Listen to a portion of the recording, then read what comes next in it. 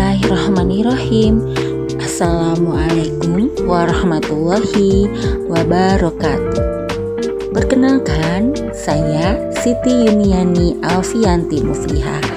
Saya adalah guru SMP Negeri 2 Suranenggala dan saya calon guru penggerak Angkatan 7 Kabupaten Cirebon. Di sini saya akan memaparkan aksi nyata modul 1.4 budaya positif.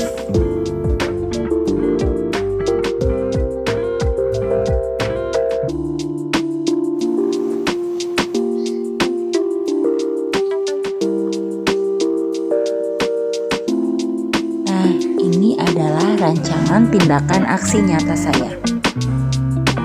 Latar belakang. Berikut adalah latar belakang yang saya pakai.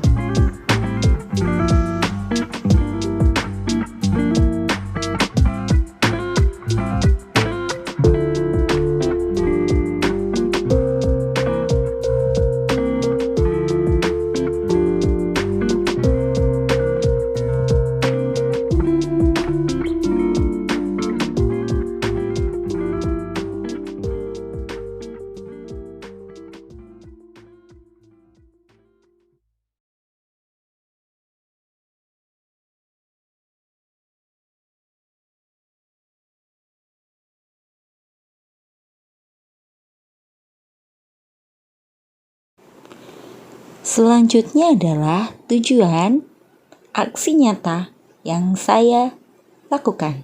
Ini adalah tujuannya.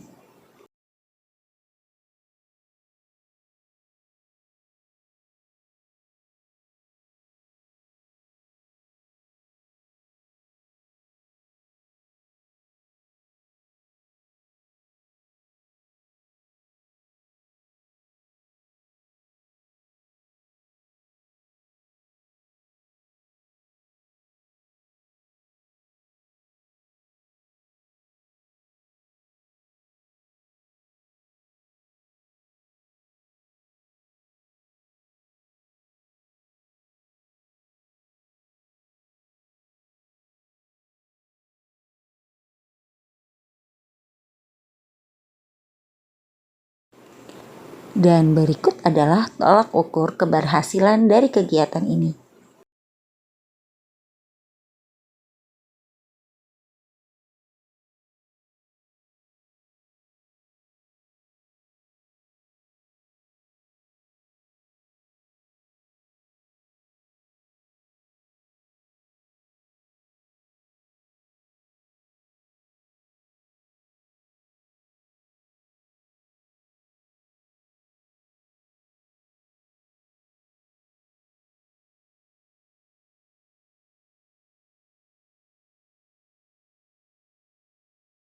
Ini adalah lini masa tindakan.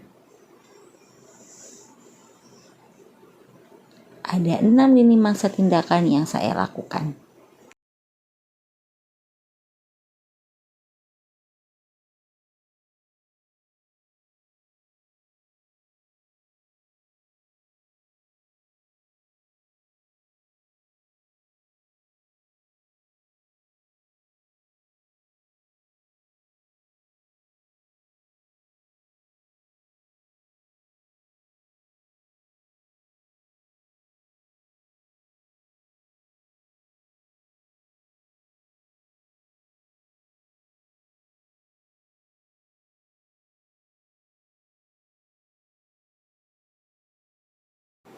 Selanjutnya adalah dukungan yang dibutuhkan.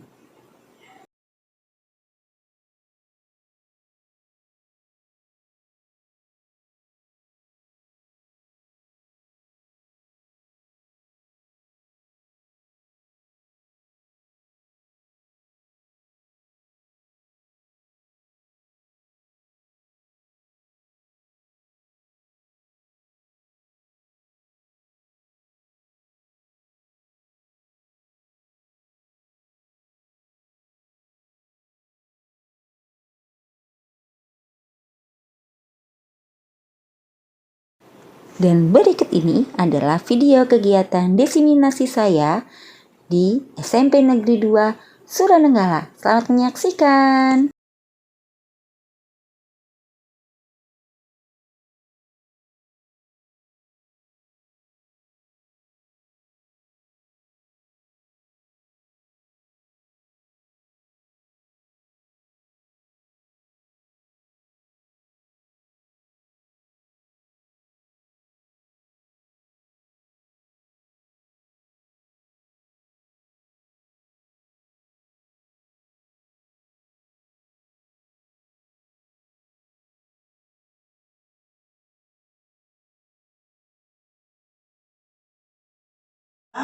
Materi, lalu selanjutnya sesi berbagi, dan yang terakhir penutup. Agar lebih efektif, mari sama-sama kita membuka acara hari ini dengan membaca basmalah. Selanjutnya menyanyikan lagu Indonesia Raya. Para hadirin dimohon untuk berdiri. Mohon kesediaannya Gopta untuk memimpin lagu Indonesia Raya bersama.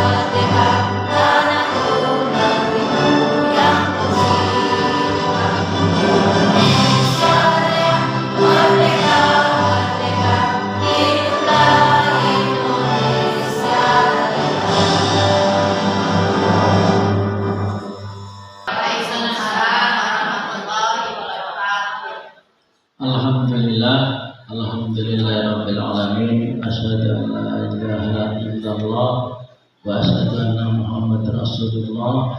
Allahumma shalli wa sallim wa barik ala sayyidina Muhammad wa alihi wa sahbihi ajma'in. Amma ba'du.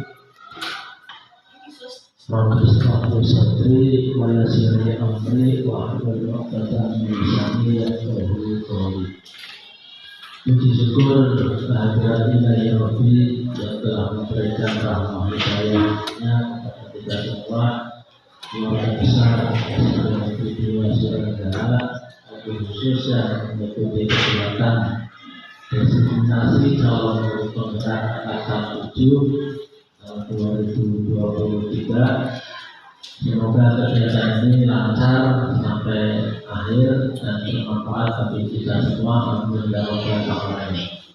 Salawat serta salam selalu kita sampaikan kepada pimpinan yang mulia Muhammad Sallallahu Alaihi Wasallam beserta para keluarganya, para sahabat, para tabi'in, para tabi'in dan kita pengikutnya sampai akhir zaman.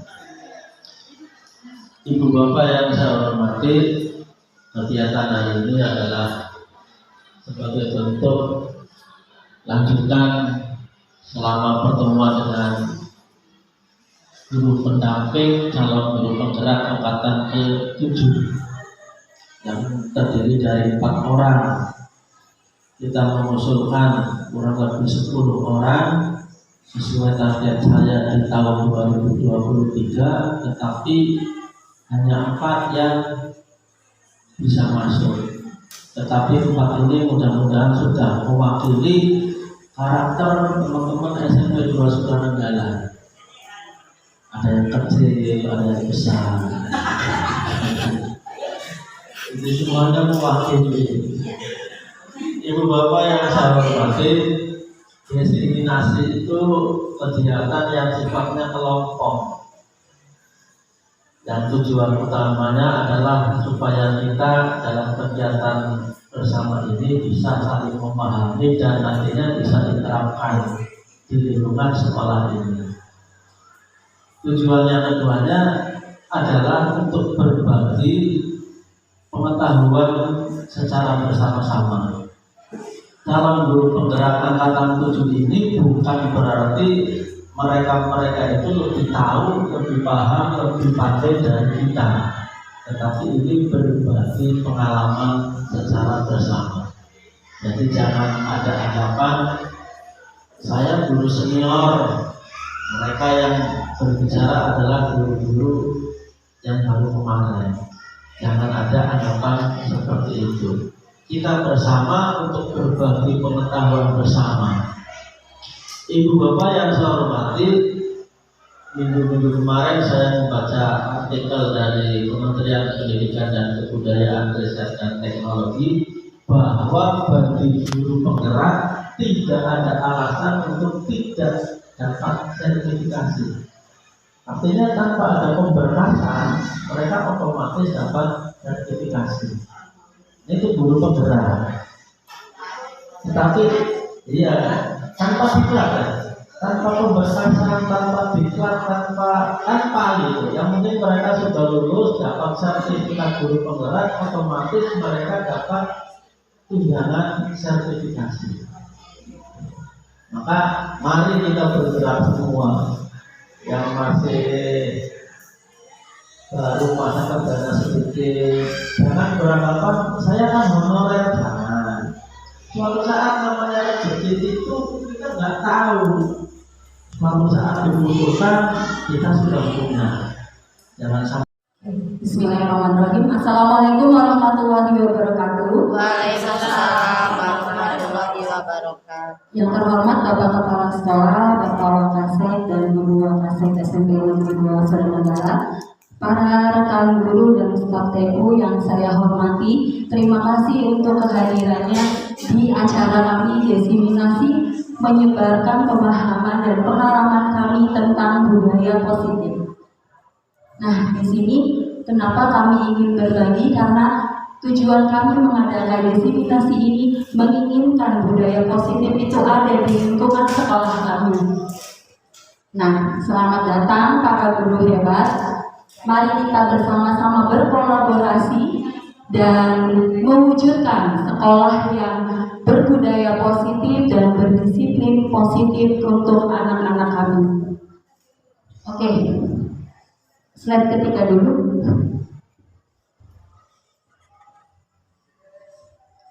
Ya, di sini kami akan menjelaskan tentang konsep utama budaya positif. Yang pertama adalah perubahan paradigma belajar, yang kedua disiplin positif, yang ketiga kebutuhan dasar manusia, yang keempat motivasi perilaku manusia, yang kelima posisi kontrol restitusi, keyakinan kelas, dan segitiga restitusi. Nanti insya Allah akan kami sampaikan semuanya, dan ini tidak membutuhkan waktu yang lama kok Ibu Bapak, hanya kurang lebih 40 menit. Ya, lanjut. Kita ke yang pertama, pembelajaran dengan paradigma baru. Mengapa saya di sini menyampaikan tentang paradigma baru? Agar Ibu Bapak sedikit mengetahui bahwa untuk pembelajaran di era global abad ke-21 ini kita sudah memasuki paradigma baru, yaitu pembelajaran paradigma baru adalah pembelajaran yang berorientasi pada penguatan kompetensi dan pengembangan karakter sesuai dengan nilai-nilai Pancasila. Pembelajaran paradigma baru memastikan praktek pembelajaran yang berpusat pada murid, yang mana setiap murid belajar sesuai dengan kebutuhan dan tahap perkembangannya untuk terwujudnya profil pelajar Pancasila. Di sini saya garis bawahi berpusat pada murid. Mungkin ibu bapak di sini juga sudah mengajar sesuai dengan paradigma baru, yaitu berpusat pada murid. Karena sekarang kita sudah tidak bisa mengajar berpusat pada guru, harus berpusat pada murid. Seperti apa Bu kalau berpusat pada murid? Sedikit saya akan menjelaskan filosofinya dari Ki Hajar Dewantara. Ki Hajar Dewantara itu menjelaskan bahwa anak ini sudah ada kodratnya, kodrat alam dan kodrat zamannya. Kodrat alam itu berkaitan dengan sifat dan lingkungan mereka. Jadi setiap anak itu sudah membawa sifatnya masing-masing dan itu tidak bisa kita rubah. Dan mereka juga sudah membawa lingkungannya masing-masing. Mungkin di daerah kita di sini lingkungannya yang dekat laut, anaknya keras, seperti itu akan berbeda dengan anak-anak yang ada di lingkungan pegunungan atau lainnya. Jadi sifat dan lingkungan itu sudah bawaan dari anak-anak kami dan harus bersinergi, harus berkaitan erat dengan kodrat zamannya. Jadi maksudnya berpusat pada murid itu kita sebagai guru yang mengikuti mereka, bukan mereka yang mengikuti kita. Maksud dari penjelasan Ki Hajar Dewantara seperti itu. Contohnya seperti apa Bu? Jadi di abad ke-21 ini kan anak-anak sangat menyukai gadget ya Ibu Bapak, TikTok, YouTube dan sebagainya. Nah, bagaimana caranya? Game online juga. Bagaimana caranya kita itu mengikuti eranya mereka? Jadi membuat pembelajarannya itu contohnya mungkin yang sudah diterapkan sama teman kita Bu Rahma, membuat game online.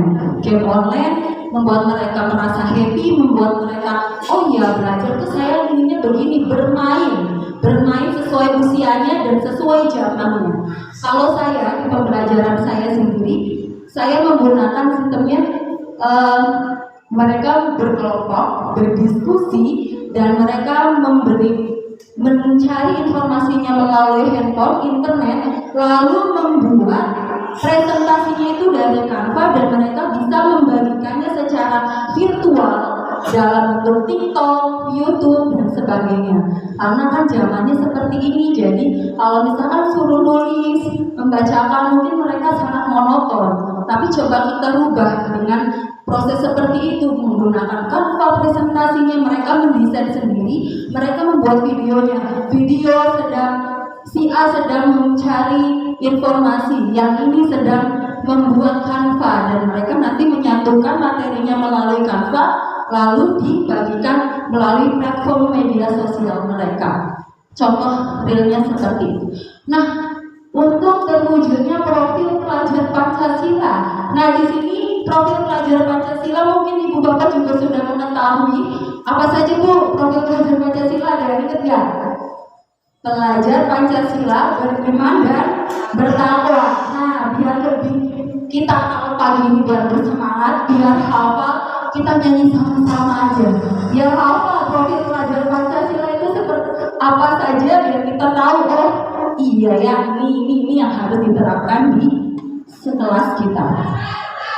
Pelajar Pancasila beriman dan bertakwa pada Tuhan yang Esa dan berakhlak mulia, berkebinekaan global, gotong royong mandiri, kreatif dan bernarasi mulia, berkebinekaan global, gotong royong mandiri, kreatif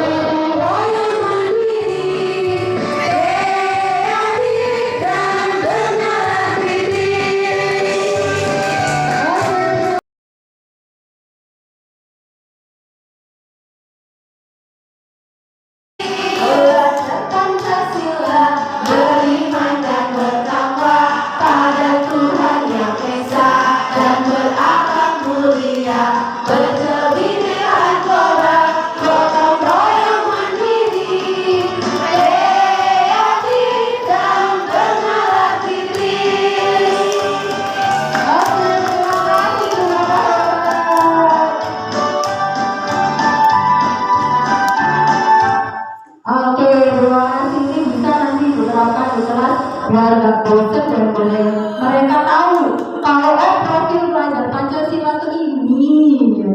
Oke, lanjut ke materi ya Ibu Bapak. Oke, ke materi berikutnya yaitu tentang kebutuhan dasar manusia. Kebutuhan dasar manusia ini harus tercapai kepada peserta didik kita agar pembelajaran yang diinginkan bisa semaksimal mungkin kita lakukan di dalam kelas kalau kebutuhan dasarnya telah terpenuhi kepada setiap peserta didik.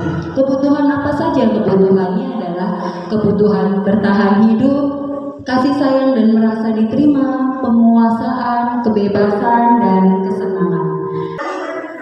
Oke, kebutuhan dasar yang pertama yaitu bertahan hidup.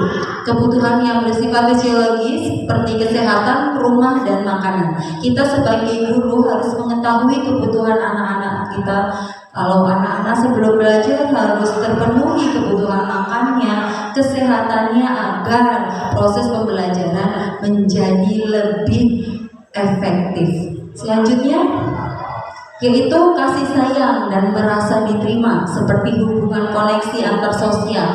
Contohnya kebutuhannya adalah rasa diterima, rasa dicintai, berbagi, bekerja sama, dan sebagainya. Jadi kebutuhan dasar kasih sayang ini harus terpenuhi terlebih dahulu agar apa yang akan kita lakukan di dalam kelas itu lebih efektif karena kebutuhan merasa diterimanya itu ada. Jadi anak-anak tuh merasa diterima oleh gurunya, oleh teman-temannya, ya seperti itu. Next, kekuasaan. Selanjutnya itu kekuasaan ketika seseorang ingin didengar, diakui, dianggap berprestasi, memimpin, menjadi kompeten, maka sesungguhnya orang tersebut memiliki kebutuhan akan kekuasaan dan penguasaan. Jadi kebutuhan dasar yang ini pun harus terpenuhi dalam proses pembelajaran yang akan kita lakukan. Next.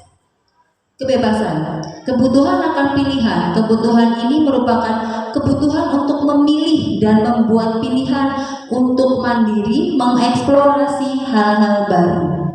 Oke, dalam kegiatan pembelajaran 5 dasar kebutuhan hidup ini harus terpenuhi terlebih dahulu Ibu Bapak agar semuanya secara pembelajaran menjadi efektif, menyenangkan untuk mereka semua, dan apa kekurangan mereka tercapai kalau kebutuhannya terpenuhi.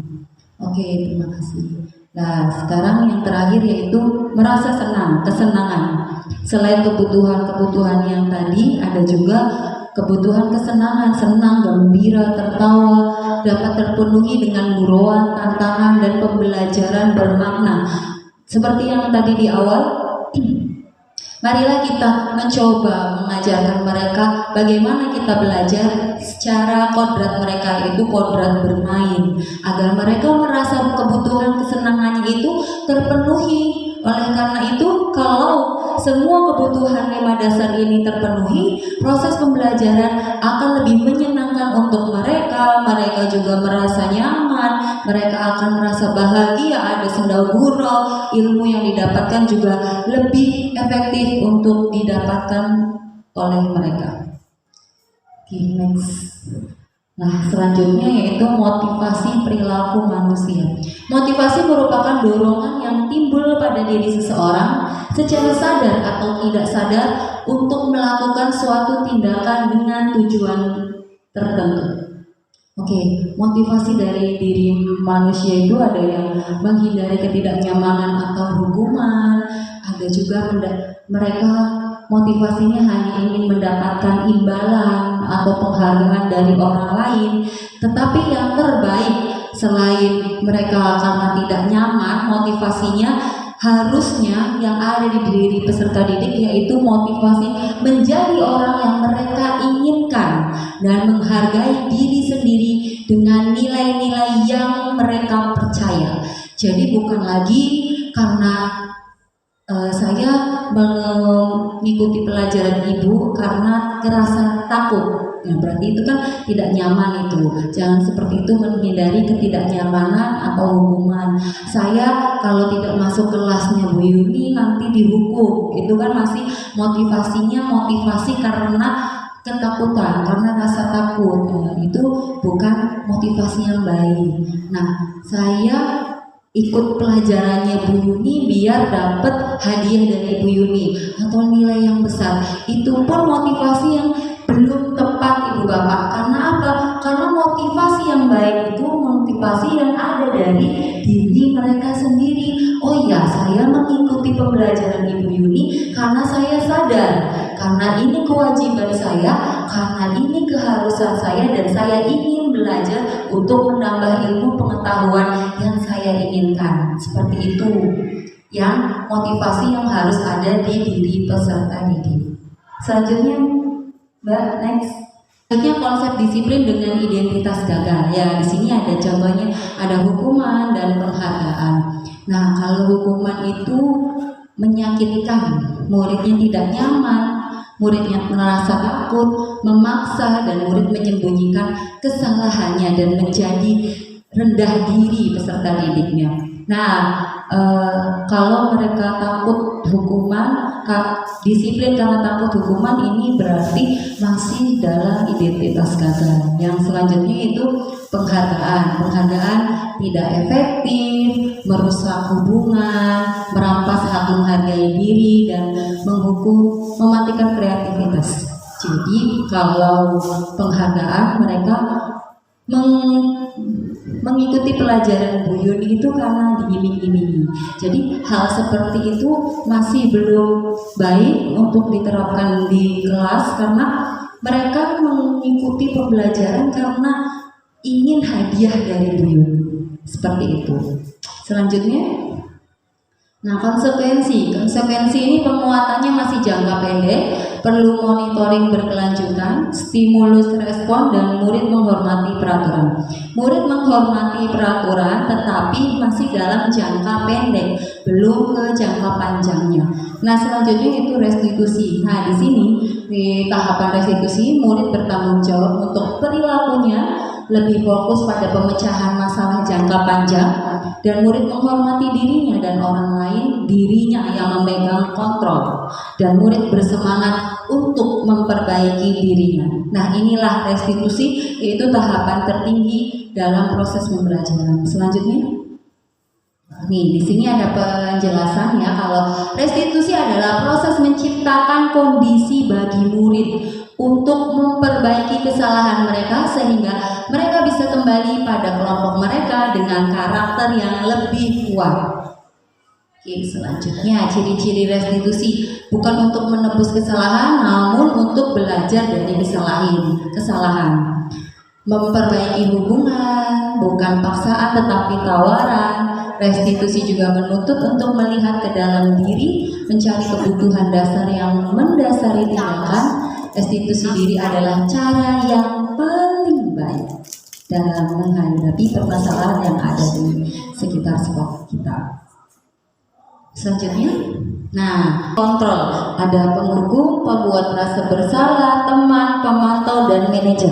Coba sekarang Ibu, Bapak di sini pilih dulu, kira-kira Bapak sama Ibu udah di posisi kontrol yang mana nih sekarang yang sudah diterapkan di dalam kelasnya di sekolah kita. Coba saya minta salah satu untuk menyebutkan posisi kontrol mana yang sudah diterapkan di dalam sekolah. Coba Ibu Nia, ya, yang udah ada mic-nya silakan. Kira-kira Ibu Nia yang mana? Iya, terima kasih Bu Yuni atas kesempatannya. Kalau saya lebih ke sebagai teman ya, dan sebagai pemantau, bisa juga si manajer pernah gitu. Tapi karena saya di sini sebagai BK juga tugas tambahan saya, jadi saya lebih ke, kalau mengajar di kelas saya kayak lebih ke teman dengan adanya ice breaking gitu, biar anak itu merasa nyaman, tidak takut untuk bertanya.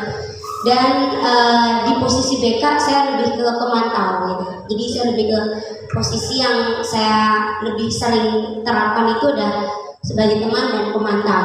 Oke, baik. Terima kasih Ibu Nia untuk berbaginya ya. Ternyata Bu Nia sudah menerapkan posisi teman dan pemantau ya Bu Nia ya. Oke, untuk lebih jelasnya yang 5 posisi kontrol ini saya akan memberikan video singkat mengenai 5 posisi kontrol kita sebagai guru, sebagai penghukum, pembuat rasa bersalah dan sebagainya. Dalam video yang sudah dibagikan oleh Kemendikbud akan saya bagikan di sini juga kepada Ibu Bapak agar lebih mengetahui. Nah, begini saya akan membagikan video tentang kasus posisi 5 kontrol. Silakan disaksikan Ibu Bapak. Naren, sini kamu. Selamat pagi, Bu. Selalu terlambat. Kamu deh, pasti terlambat. Aku, saya... Apa? Apa coba? Alasan kamu apa lagi? Kapan sih kamu tidak terlambat? Malas sekali ya kamu jadi anak. Saya... Dasar pemalas. Gak kapok-kapok sih kamu. Sudah berapa kali terlambat? Sana, kamu keliling lapangan basket 2 kali. Kenapa saya harus pilih lapangan basket, Bu? Kenapa? Kamu melawan ibu. Berani-berani sudah terlambat. Berani jawab pula. Sekarang keliling lapangan basket 5 kali sekalian. Biar. Pergi sana ke lapangan basket. Nah, ini adalah posisi kontrol sebagai penghukum. Biasanya berbicara dengan nada tinggi.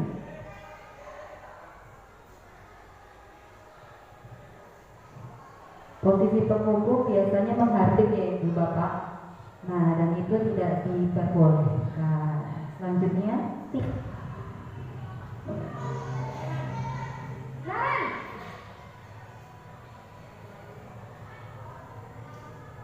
Selamat pagi, Bu. Naren, kamu kenapa terlambat lagi, nak? Ya Tuhan, Naren. Kan ya bikin ibu susah ya. Kalau kamu terlambat lagi, nanti ibu yang ditegur bapak kepala sekolah, nak. Disangka ibu tidak bisa membina kamu. Duh, gimana ini? Maaf, Bu. Duh, Gusti Naren. Kamu suka ya kalau ibu ditegur bapak kepala sekolah? Terus, sekarang ibu harus tulis apa ini di buku absen? Ini kamu sudah sering terlambat loh. Ibu harus apa coba? Maaf, Bu. Maaf sekali. Ya sudah, lain kali jangan bikin ibu susah lagi ya nak ya. Ibu tidak akan kuat lagi kalau kamu begini terus. Bisa jantungan kalau ibu ditegur bapak kepala sekolah. Sana cepat kelas. Maaf ya, Bu. Maaf sekali. Nah, contoh yang tadi itu adalah posisi kontrol sebagai pemberi rasa bersalah. Nah, membuat merasa bersalah itu adalah salah satu contoh yang tidak diperbolehkan juga Ibu Bapak. Selanjutnya yaitu posisi teman.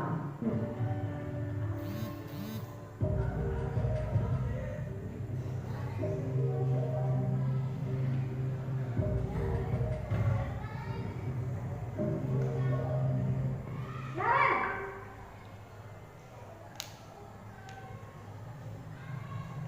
Selamat pagi, Bu. wah, sudah keberapa? Iya sayang. Iya, Bu. Habis ibu saya udah bangunkan saya, Bu. Kamu malah menyalahkan ibu kamu. Kamu bukannya anak yang larinya paling kencang. Kok terlambat sih? Iya, Bu. Saya memang terlambat bangun tadi. Jadi, biarpun saya lari kencang, tetap gak kekejar, Bu. Ya sudah sana. Nanti lain kali larinya lebih kencang lagi ya. Biar gak terlambat lagi. Bikin seneng ibu. Demi ibu. Bisa kan? Bisa, Bu. Nah, ini adalah posisi kontrol sebagai teman dan ini juga sebaiknya belum bisa kita lakukan karena ada yang lebih baik nih dari posisi kontrol ini. Boleh kita terapkan, tapi ada yang baik, dan mari kita lihat video selanjutnya.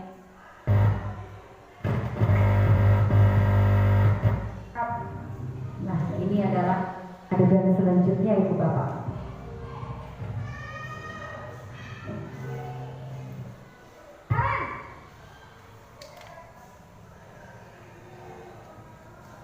Selamat pagi, Bu. Naren, apa peraturan sekolah kita tentang jam berapa kita harus masuk sekolah? Kita harus di sekolah jam 7, Bu. Iya betul. Sekarang sudah jam. Frekuensinya jika terlambat hadir. Paham, Bu. Saya harus tinggal kelas selama 20 menit. Iya benar. Isinya demikian. Jadi 9.30 pas istirahat, kamu harus tinggal di kelas, kerjakan tugas tambahan untuk ketertinggalan kamu, ya. Baik, Bu. Nah, ini adalah posisi kontrol pemantau, Ibu Bapak.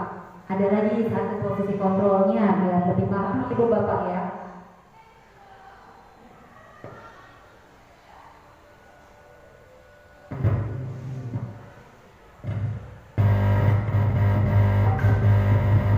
Naren,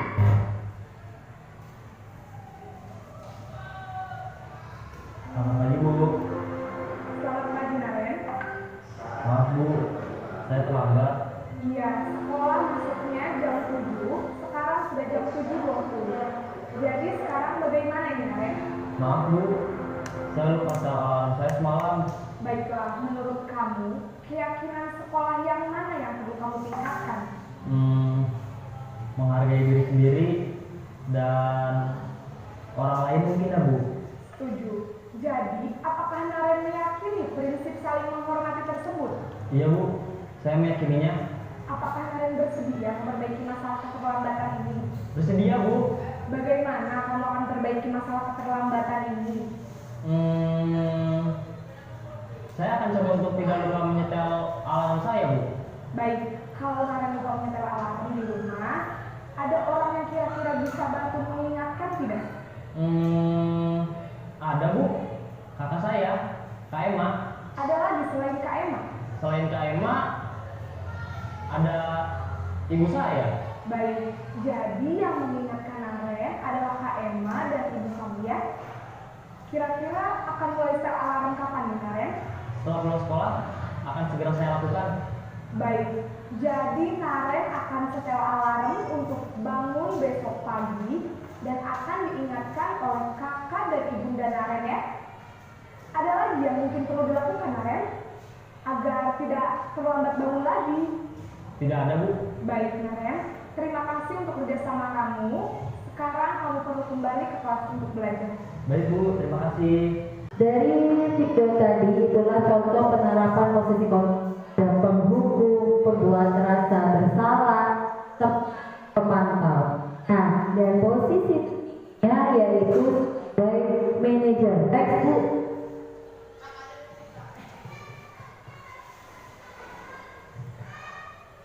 Nah, ini adalah tahapan yaitu posisi kontrol sebagai tujuan akhir itu guru mencapai di mana posisi inilah murid dapat dan pribadi yang merdeka dan bertanggung jawab. Selanjutnya itu keyakinan kelas, materi selanjutnya. Nah, mengapa keyakinan kelas? Kenapa bukan peraturan kelas saja? Nah, ini pertanyaan pemantiknya. Coba ya, kita sama-sama menjawab pertanyaan pemantik ini. Mengapa kita memiliki peraturan tentang penggunaan helm pada saat mengendarai kendaraan roda 2 atau motor? Coba Bu Nani ya menjawab. Kenapa kita harus memiliki perlindungan ketika kita berkendara motor? Karena lebih aman ketika terjadi kecelakaan, meminimalisir cedera di kepala. Oke, terima kasih Bu Nani untuk jawabannya. Nah, inilah keyakinan yang harus kita terapkan, kesadaran dari diri sendiri. Selanjutnya, Keyakinan yaitu nilai-nilai kebajikan universal, kebaikan-kebaikan universal yang disepakati secara tersirat dan tersurat, lepas dari latar belakangnya, suku, negara, bahasa maupun agamanya. Nah, murid-murid perlu mendengarkan dan memahami arti sesungguhnya tentang peraturan-peraturan yang diberikan, apa nilai kebaikannya di balik peraturan tersebut dan apa tujuan utamanya. Next. Berikut adalah kegiatan membuat keyakinan kelas ya. Proses pertamanya yaitu kita menjelaskan dulu apa itu keyakinan kelas, bagaimana keyakinan kelas itu. Setelah mereka paham akan adanya keyakinan kelas tentang pemahaman keyakinan kelas, lanjut mereka membuat sendiri keyakinan kelas dengan menuliskan di not. Contohnya ini Ibu Bapak ya. Mereka menuliskan keyakinan kelas apa yang akan diterapkan di kelas mereka, dan lalu mereka menempelkan keyakinan kelasnya di proses ketiga ini, menempelkan keyakinan kelas yang sudah mereka tuliskan di not. Lalu selanjutnya kita menyepakati bersama kesepakatan kelasnya dari keyakinan-keyakinan yang sudah dibuat bersama oleh anak-anak, dan kita kesepakatan bersama guru dan peserta didik. Seperti itu. Selanjutnya, bagaimana pembentukan keyakinan kelas lebih abstrak daripada peraturan. Nah, selanjutnya itu berupa pernyataan yang universal, dibentuk dalam bentuk yang positif, tidak terlalu banyak, dapat diterapkan di lingkungan tersebut. Semua warga kelas ikut berkontribusi dan meninjau kembali dari waktu ke waktu. Jangan lupa ya Ibu Bapak, setelah membuat keyakinan kelas kita juga ada PR-nya, yaitu meninjau kembali dari waktu ke waktu agar kesepakatan yang sudah kita buat tidak percuma sudah dibuatnya. Selanjutnya. Nah, selanjutnya itu materi selanjutnya segitiga restitusi. Di segitiga restitusi ini ada 3 tahapan, yaitu menstabilkan identitas, validasi tindakan, dan menanyakan keyakinan. Dalam proses menstabilkan identitas, bagaimana dasar dari segitiga bertujuan untuk mengubah identitas anak dari orang yang gagal karena melakukan kesalahan menjadi orang yang sukses. Selanjutnya yaitu proses validasi tindakan. Setiap tindakan kita dilakukan dengan suatu tujuan, yaitu memenuhi kebutuhan dasar. Kalau kita memahami kebutuhan dasar, apa yang mendasari kebutuhan tindakan, kita akan bisa menemukan cara-cara paling efektif untuk memenuhi kebutuhan tersebut. Dan proses terakhirnya yaitu menanyakan keyakinan. Ketika identitas sukses telah tercapai dan tingkah laku yang salah telah divalidasi, maka anak akan siap untuk dihubungkan dengan nilai-nilai yang dia percaya dan berpindah menjadi orang yang dia inginkan. Di slide show ya.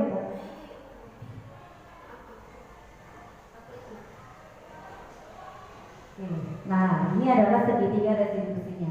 Yang pertama tadi menstabilkan identitas. Bagaimana pertanyaan-pertanyaannya? Bisa Ibu Bapak, di sini ada contohnya. Setiap orang pasti pernah melakukan kesalahan. Nah, seperti itu ya Bapak Ibu. Itu adalah salah satu menstabilkan identitas. Kamu bukan satu-satunya yang pernah melakukan ini. Jadi mereka merasa sangat bersalah gitu. Itu adalah proses menstabilkan identitas. Yang kedua adalah validasi tindakan yang salah. Kamu tentu punya alasan mengapa melakukan ini. Jadi kita mencari tahu dulu alasan mereka mengapa melakukan kesalahan. Atau dengan kalimat, adakah cara yang lebih efektif untuk mendapatkan apa yang kamu butuhkan? Ya, itu adalah salah satu cara bahasa yang bisa kita sampaikan dalam segitiga restitusi ini dalam memvalidasi tindakan yang salah. Dan yang terakhir adalah prosesnya menanyakan keyakinan.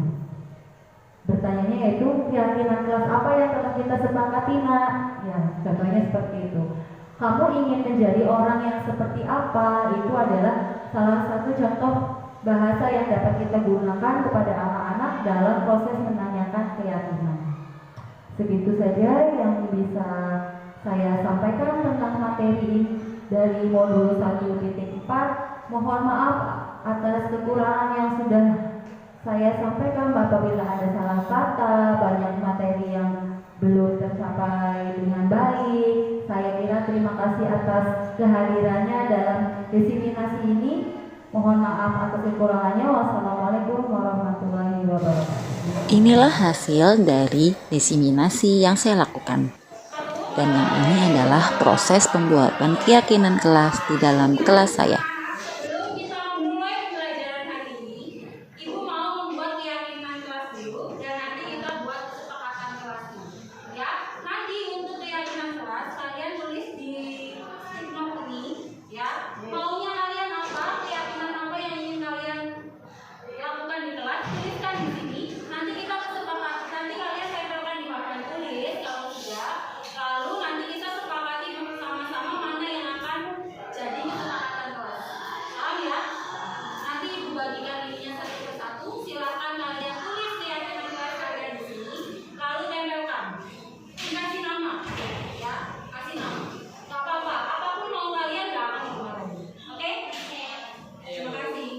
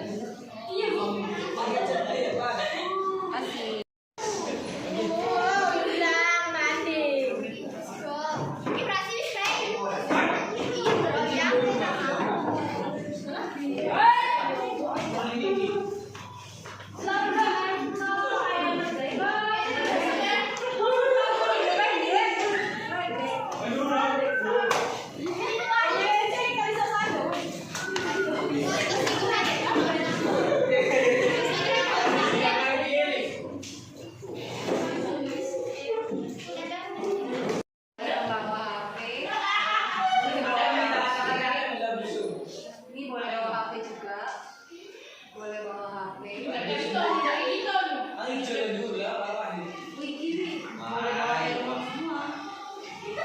bawa HP.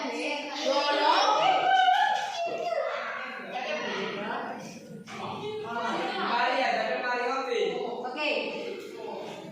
Di sini ada boleh membawa HP. Terus ada juga boleh membawa HP dan digunakan saat belajar. Kita sepakat yang ini ya. Boleh membawa HP dan digunakan saat belajar. Oke, sepakat ya? Taruh ya. Oke. Lagi. Tidak boleh berkata kasar atau toksik. Boleh, sepakat ya? Tidak boleh berkata kasar ya. Sepakat ya? Ini buat ibu juga, buat kalian juga. Jadi kalau ibu melanggar, kalian ingetin ibu. Tidak boleh berkata kasar.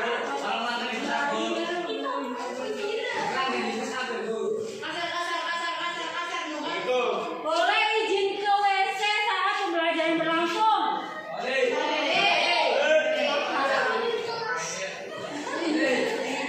Benar juga ya. Datang tepat waktu. Datang tepat waktu dan boleh mengambil. Jangan ribut di kelas, jangan ribut saat belum menangkap. Ini boleh makan nih. Kan boleh di kelas. Ini sama aja. Dulu nggak boleh masuk katanya. Dulu telat tidak boleh masuk. Dulu terlambat tidak boleh masuk. Enak ya? Berarti ibu terlambat aja kalian seneng ya? Iya. Boleh tidur di kelas.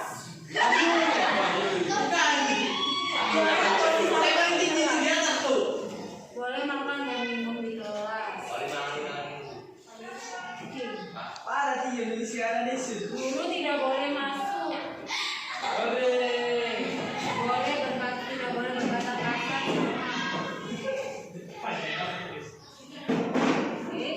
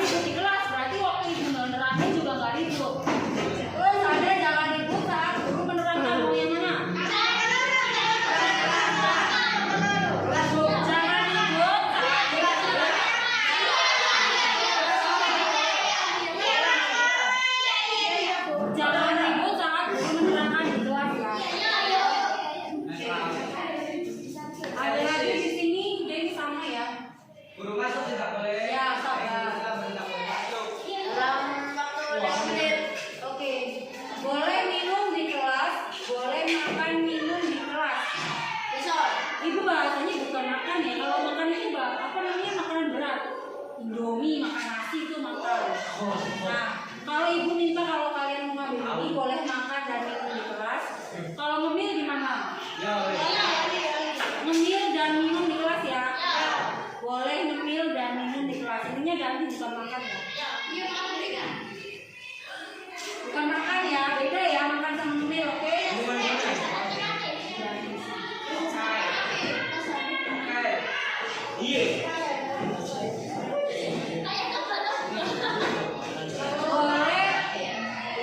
Boleh nggak tidur di kelas? Ada dua dia, boleh tidur di kelas sama jangan buang sampah di kelas. Jangan buang sampah, ini masih tidur di kelas ya. Setuju nggak sih boleh tidur?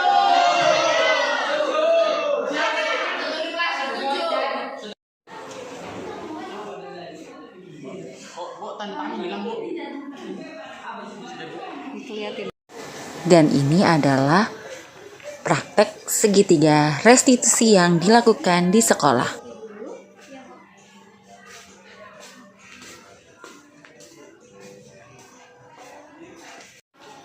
Deva, tahu nggak kenapa ibu ajak ke sini? Iya Bu, karena saya salah memakai baju dan tidak memakai sepatu. Nah, harusnya hari ini memakai seragam apa, nak? Biru putih.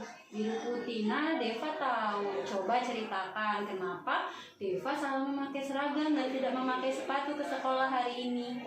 Rok biru saya sobek Bu, belum dijahit, dan sepatu aku basah karena kemarin kehujanan. Oh, wah, pantesan. Memang tidak ada rok dan sepatu pengganti ya, Deva? Tidak ada Bu, cuma punya satu. Oh, tapi kamu tahu kan kesepakatan di kelas dan di sekolah kita seperti apa? Iya Bu, disiplin memakai seragam dan sepatu sesuai dengan peraturan sekolah. Baik, sekarang Deva kan tahu salah ya memakai sepatu dan seragam, tidak memakai sepatu dan salah memakai seragam. Kira-kira apa yang akan terjadi nih di kelas? Teman-teman di kelas jadi terfokus kepada saya, yang akhirnya membuat mereka terganggu Bu. Mereka jadi terprovokasi kalau saya diperoleh tidak memakai seragam dan sepatu. Benar sekali Deva. Jadi bagaimana sikap kamu seharusnya agar hal seperti ini nih nggak kejadian lagi, Deva? Saya harus segera menjahit rok saya dan membawa sandal agar jika hujan sepatu saya masukkan plastik dan saya pulang memakai sandal. Wah, Deva sudah tahu nih harus seperti apa. Ibu setuju sekali. Kalau kamu sudah bisa seperti ini, akan jadi seperti apa Deva nantinya? Menjadi disiplin dan bertanggung jawab. Kamu sanggup melakukan itu? Sanggup. Kalau begitu, ayo kita mulai dari diri kita sepakat untuk menerapkan nilai disiplin dan tanggung jawab ya Deva ya? Ya Bu. Oke, besok siap ya memakai seragam sesuai aturan dan memakai sepatu ke sekolah. Baik? Siap? Nah, terima kasih Deva. Assalamualaikum warahmatullahi wabarakatuh. Saya Deva, siswa kelas 8 SMP Negeri 2 Suranenggala. Saya senang diajak Ibu Yuni mempraktekkan segitiga restitusi. Penyelesaian masalah jadi lebih tenang dan tidak tegang. Semoga ke depan saya bisa lebih disiplin, mandiri, dan bertanggung jawab. Terima kasih Bu. Wassalamualaikum warahmatullahi wabarakatuh. Fadil, Kiki tahu nggak kenapa Ibu ajak ke sini? Tahu Bu. Kenapa Fadil? Karena tidak piket hari ini. Kalau Kiki? Karena tidak piket hari ini. Oke, sekarang Ibu mau tahu alasannya kenapa Fadil hari ini tidak piket? Karena bangunnya kesiangan tidak sempat piket. Kalau Kiki? Kelupaan piket. Aduh, kok bisa terlupa? Oke, sekarang Ibu tanya, kalian tahu nggak kesepakatan di kelas kita? Ya Bu, tahu. Apa kesepakatannya? Harus piket sesuai jadwal. Oke, sekarang Ibu mau tahu kalian tahu nggak kalau kalian tidak piket apa yang akan terjadi? Kelasnya akan kotor. Oke, sekarang Ibu mau tanya, biar kalian tidak seperti ini lagi, apa yang harus kalian lakukan pada? Harus bangun pagi-pagi supaya bisa piket. Nah, kalau Kiki, membuat jadwal di rumah biar ingat. Nah, betul, itu udah benar. Assalamualaikum warahmatullahi wabarakatuh. Saya Fadel dan saya Kiki, kelas 5B SDN 1 Astana. Saya merasa senang telah melaksanakan tahapan restitusi bersama Ibu Yuni. Kedepannya saya bisa lebih disiplin, mandiri, dan bertanggung jawab. Assalamualaikum warahmatullahi wabarakatuh.